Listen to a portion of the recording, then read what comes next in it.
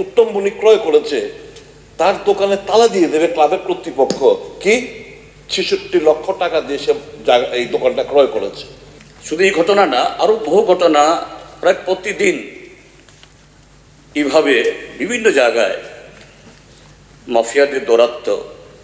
৩৫ বছরে আপনারা যা করেছেন, ৩৫ বছরে উনারা যা করেছেন, আপনার সময়ে জিবি বাজার থেকে সব জায়গায় সব নাম আমার কাছে আছে। পুলিশ জানে কারা তালা দিয়েছে। সুমোটো মামলা কি নিয়েছে? এর বিরুদ্ধে নিয়েছে কি শান্তি ভঙ্গ করার, মিডিয়ার সামনে গালাগাল করেছে, উত্তেজিত ভাবে ওরা কথাবার্তা বলেছে, এর বিরুদ্ধে মামলা হতে পারে। যে ক্রয় করেছে আর যারা তালা দিল, যাকে জোর করে বলছে ৪০ লক্ষ টাকা তুমি বাড়ির জায়গায় বেশি টাকা পাইছি না, ৬৬ লক্ষ টাকাতে কিনছে, পুনরায় ক্লাব কর্তৃপক্ষ বলছে ৪০ লক্ষ টাকা দিয়ে। এই যদি রাজ্যের চিত্রটা হয়, ইট ইজ মোস্ট আনফরচুনেট। মুখ্যমন্ত্রী তার স্টেটমেন্টে he is giving indulgence to all these things মনে হচ্ছে না, এটা মনে হচ্ছে না স্টেটমেন্টে। This is the clarification. ওনার স্টেটমেন্টে মনে হচ্ছে এটা আপনার ক্লিয়ারিফিকেশন না, যারা মাফিয়া এটাকে indulgence দেওয়ার মতো এক্সপান্স করুন। যে মুখ্যমন্ত্রী ইন্ডালজেন্স দেন, এটাকে এক্সপান্স করুন, শুধু এক্সপান্স করুন। মুখ্যমন্ত্রী ইন্ডালজেন্স আপনি হচ্ছে এই ছেলেটা উত্তম বণিক যেন তার দোকান চালু রাখতে পারে। শুধু এই ঘটনা না, আরো বহু ঘটনা প্রায় প্রতিদিন এইভাবে বিভিন্ন জায়গায় মাফিয়াদের দৌরাত্ম্য। কি জমি ক্রয় বিক্রয়, কি দোকান বিটি খোলা না খোলা, এগুলো নিয়ে এগুলো বলছি না। ঠিক আছে, আমি এই প্রসঙ্গে বলছি, আপনি ক্লিয়ারিফিকেশনটা বলেন না। কিন্তু হ্যাঁ, ক্লারিফিকেশনটা এই জায়গাতে যে বলছেন যে ক্লাব তারা চেয়েছিল, কাজেই হয়নি বলেই ক্লাবটা করেছে।